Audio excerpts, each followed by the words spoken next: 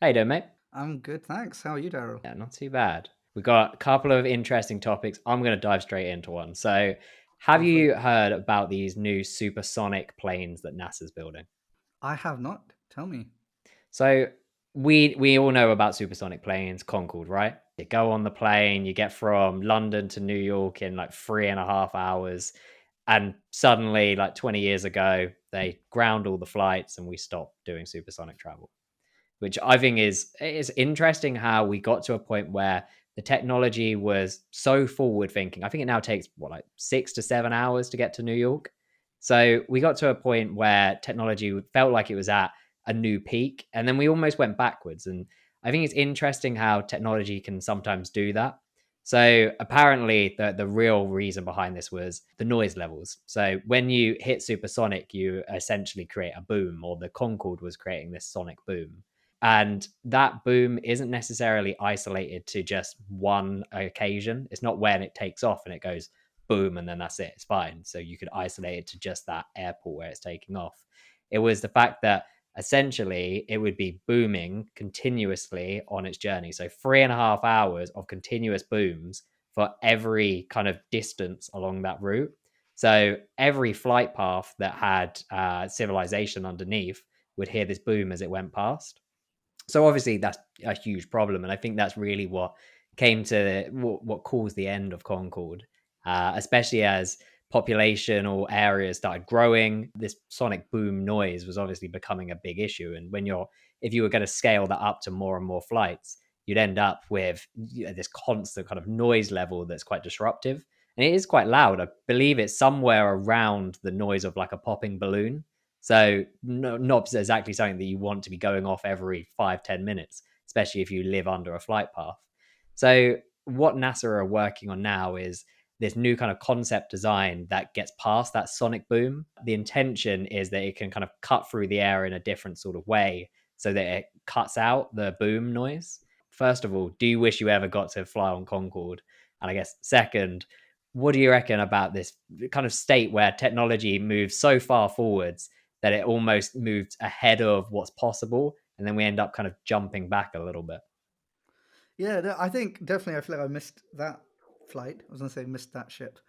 Um, in Bristol, there's actually the Aerospace Museum, and they've got a Okay. Concorde in there. So I did get to go inside and sit inside one because I was there for some sort of event. But the it was interesting to go inside and sit in it. Seeing something that is, I guess, historical now, but still Yeah. ahead of today's time in certain ways, as you mentioned. I always, yeah, there was always a strange one. I was always surprised that we never really went back to supersonic flight. And in general, I mean, planes have sort of gotten bigger, Hmm. but I don't know if they've necessarily gotten I mean, commercial flight necessarily gotten faster. So Yes. this, I guess, this NASA project sounds very interesting about sort of being able to have a supersonic flight without a sonic boom.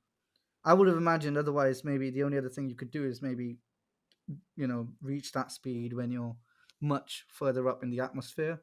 Yeah. But that probably has its own sets of challenges. So I believe it was fly. So Concorde could fly high enough that you could actually see the curvature of the Earth. So it is flying Right. at a very high altitude, and also it was flying like much faster than the speed of sound. I believe twice the speed of sound it could get up to. So I mean that's an incredible difference between our kind of current commercial flight opportunities.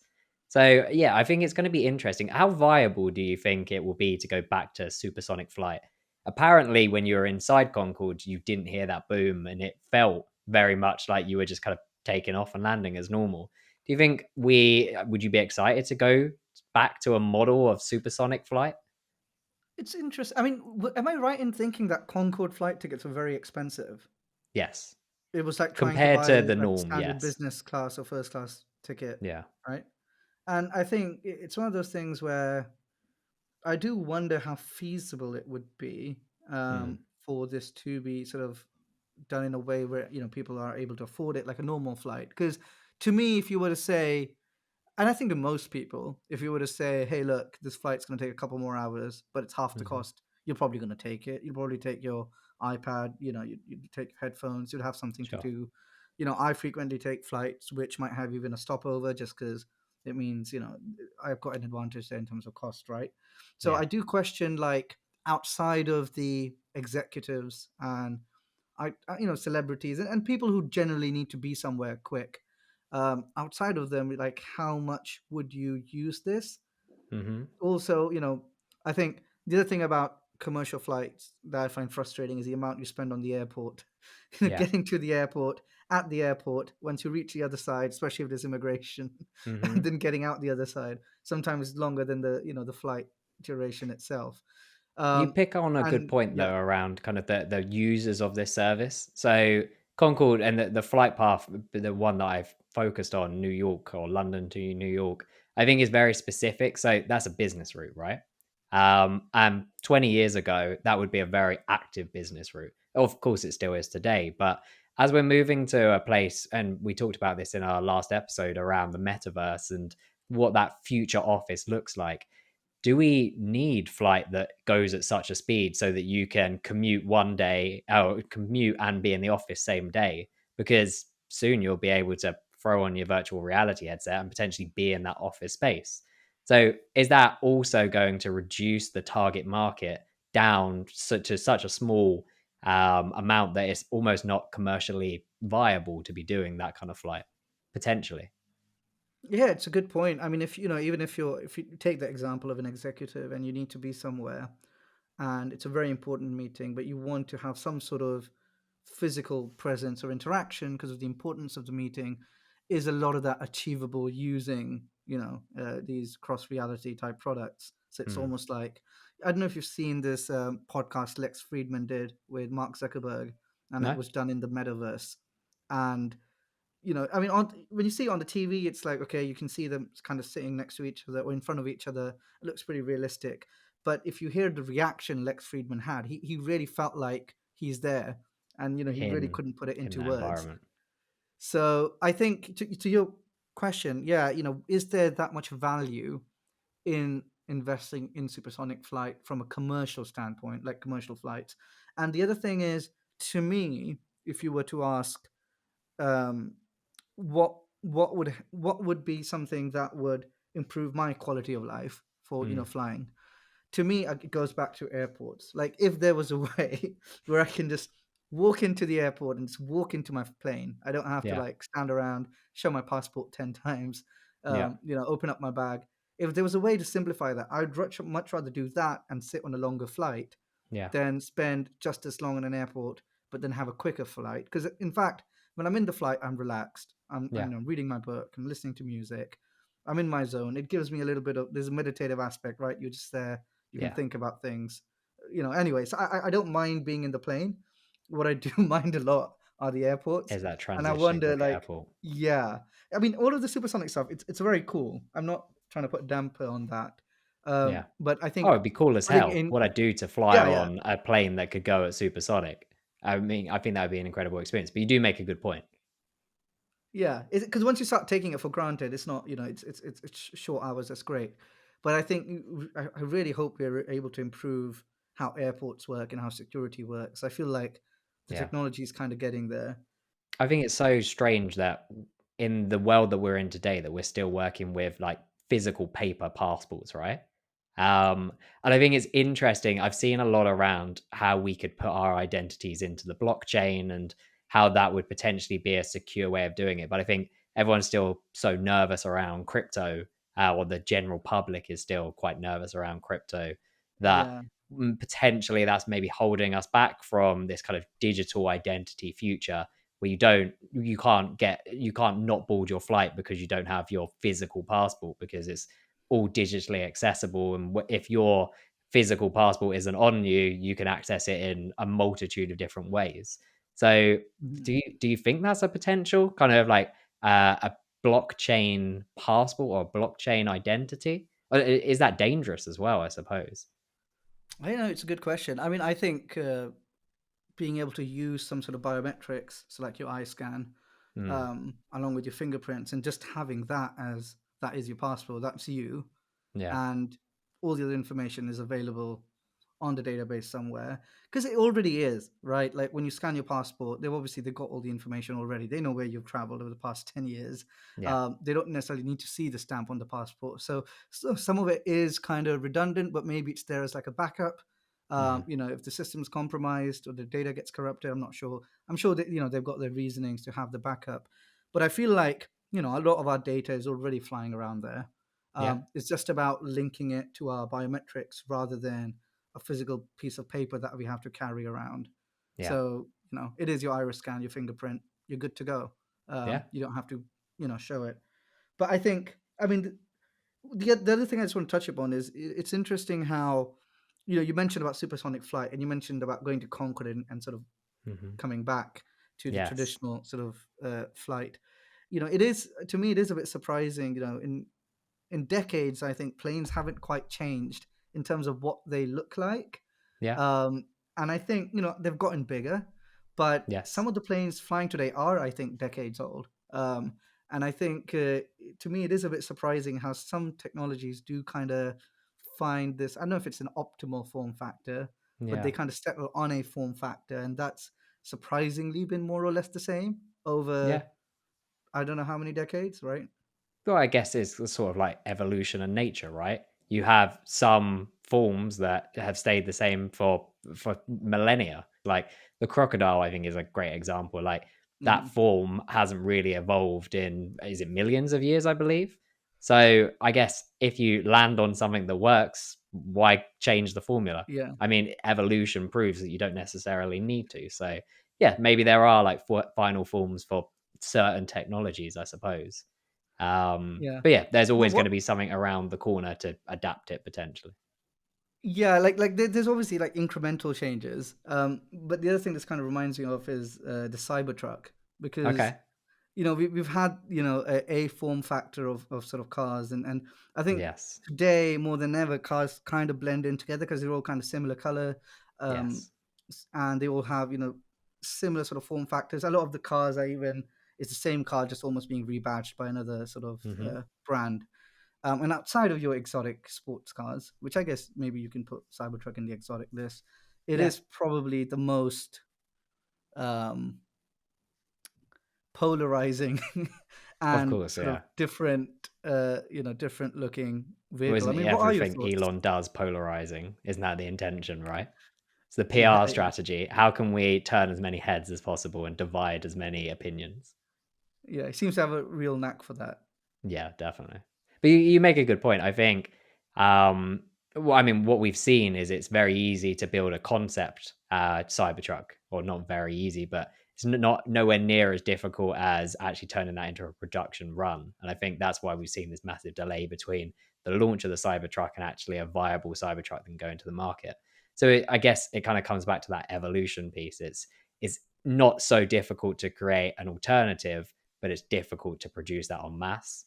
So just Yeah, like in evolution itself, like you can have one particular animal that may deviate from the others in terms of its form, but it's not necessarily going to succeed first time. So you may need multiple variations until you get to a form that kind of sticks. So yeah, I suppose we're seeing that with the Cybertruck, right? yeah, and I think with the Cybertruck, there seems to be like they've obviously they've skipped a couple of different steps there because you've got the visual form factor, you've got the the materials it's made out of, but even internally they've made a lot of changes. It's got like steer by wire, so it's the first time you have that in like a production vehicle, which planes have had for a very long time, Okay. and a few other things as well. I think the way that, and again, I might be getting this wrong, but the way that the internals are wired, a Hmm. lot of them are sort of um, you could imagine like almost like Ethernet cables running around as opposed to like traditional Yeah. um, car wiring. So they've gone back to the drawing board and they've literally kind of redesigned it from scratch. And I thought that was it's a very interesting exercise. And I do wonder, with sort of the plane that you mentioned, the supersonic plane that NASA's been sort of testing, Hmm. if it were to get commercialized or get turned into a more sort of commercial plane, Hmm. I wonder, how that would sort of revolutionize air travel, because Yeah. suddenly I'm sure NASA as well, they would have had to redesign from scratch even Yeah. certain parts, certain components of the plane to be able to Hmm. achieve what they want to achieve. And going through that exercise would then enable a lot of these other companies to come in, adopt some of that, Yeah. and sort of iterate on it. So it could be that by introducing this one supersonic flight, which has a very small niche Yeah. market, you actually, this trickle down economics. So suddenly all the other planes start evolving. And maybe, 10 years down the line, 20 years down the line, air travel looks very different for everyone, right? Yeah. Very possibly. I think we're seeing that now with like a version that kind of was created, this futuristic idea that then was put on pause and now is resurging. Um, so the Google glasses, I think we've touched on before, but the Google glasses obviously was this groundbreaking technology that didn't really stick. There were some people that were really excited about it, but it never became a mass product and it wasn't widely adopted. But now we're getting to a point where that technology has been picked up after a hiatus. So you've got Meta creating Ray-Ban glasses. There's loads of really interesting innovations from smaller companies that are using a mixture of kind of XR, VR, AR to create these interesting headsets.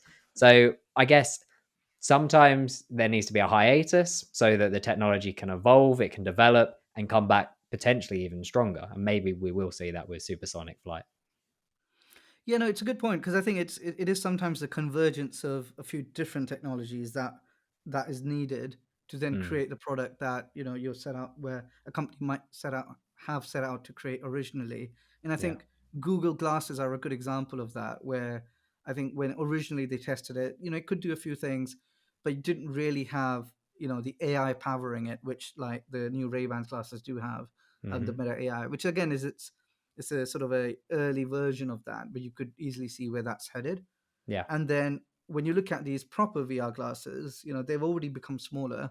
Yeah. Even if you look at how Meta's Quest products have kind of evolved over the past couple of years, Hmm. they've gotten smaller, lighter, easier on your face. To where I've got Meta Quest 2, I don't know if you can see behind me Okay. actually, and I'm kind of like looking at the Quest 3, thinking when I'm going to get that. When's the time for Um, that upgrade? All those extra cameras, much better Oh, tracking, we'll right? have to see. Yeah, yeah. I've been looking at some of the pass-through and augmented reality stuff it focuses on. It looks interesting as well. But Okay. yeah, it is, it's obviously VR has taken a long time. I think Mm. it's been around maybe since the 80s, 90s. Like it's been around for a Yeah. long time, right? But it just seems to be such a pain to get on and get working that it didn't really. I mean, it still isn't mainstream. It's still very niche, isn't it? I think it's definitely become less niche, and I think Meta has a big part to play in that. But it's really about the weight, the feeling of sickness, and also the battery life. And we're now at a place where you've got kind of in headset tracking, which before you had to have all these base stations set up, and it really was kind of you had to create a space to do VR. Now you can be anywhere and use a VR headset. So I think that evolution has sort of made the product more accessible and more available to more people. But if we're talking about kind of persistent concepts, robotics, we've got to talk about robotics, right? So I think the term robotic was coined a long, long time ago. But this idea of robotics has kind of continued to persist. And it's now to a point where you've got like Boston Dynamics creating a robot, which feels like this very modern, exciting new technology, but we're creating something that's being discussed and talked about for a long, long time. So, why do you think certain technologies are so persistent in our minds? And I mean, I'm talking to the king of robotics himself. So, I think it'd be really interesting to hear your perspective on this. But why does something like robotics stick around for so long? And why is a technology that has taken so long to get to anything even close to iRobot, Will Smith, why is that still so kind of ingrained in our culture? I think, yeah, robotics itself is such a fascinating concept. If you look at movies from before, or if you look at fiction in general, Mm, and if someone had imagined a robot driving a car, it yeah. would have been a physical robot sitting in a car driving it. Hmm. But that's not what it looks like in reality today, where actually the car is the robot that's Yes. driving itself. But in the same way, if you were to ask or tell someone, maybe 100 years ago or so, maybe a bit more, um, that, hey, we can, in the future, you're going to have a robot that washes your clothes. Hmm. They would probably imagine a humanoid robot taking their clothes to the river, Yeah, washing it, bringing it back. But we've all got washing machines in our of homes. course. Yeah, Are they that different? We don't think about them as a robot yeah. because they're kind of an appliance, Hmm. but it's essentially a robot that washes your clothes, and they're getting more and more intelligent. To the point where the machines where you just you put your clothes in, it automatically detects what sort of load it's got, You what sort of make a really cycle it good point. needs to run at, right? So it is a robot in your home washing your clothes. It just doesn't look as glamorous as we thought it would. It's very interesting because I've always seen robots as they have to it has to look or at least feel like a human. And I think that that is kind of a persistent thing that we all see robots as kind of they need to be a reflection of us because a robot is essentially in a lot of people's minds this kind of fictional reflection of us that like Terminator may even be more powerful and more intelligent than us. But you make a really good point that robots are all around us doing the even basic small tasks, and we often the closer a robot comes to something that exists in nature, maybe the more attached we become to it. So you've got the Starship robots that are in certain towns and cities around the UK and the US, and it's essentially a robot on wheels that delivers food from a shop to your door, or takeaways or packages or something along those lines. But the way that they've designed it is that it feels a little bit like some sort of small animal, like a dog or something like that. So people actually have a genuine connection and really care about these things. Whereas your washing machine obviously doesn't resemble anything in nature necessarily. So you don't necessarily see it as an organism, something to feel and connect with, I suppose. Yeah, and I think it's interesting because there was a lot of research on humanoid robots a little while back, and then the industry sort of gave up on it. I think barring a few companies like Boston Dynamics.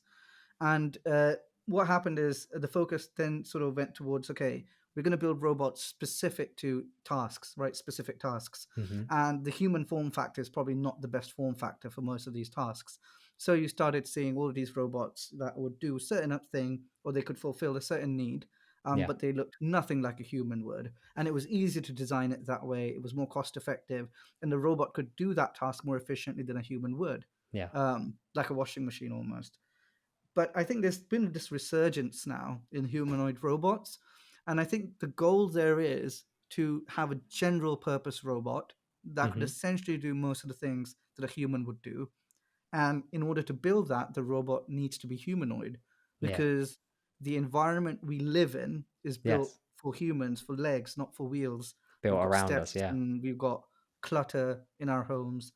And so, we also see this in the assistive robotics field, where the goal is to have robots in your home, especially for people who are vulnerable, to provide Hmm. both physical and emotional support in some cases. Yeah. And the form factor is always a big question because, firstly, it needs to appear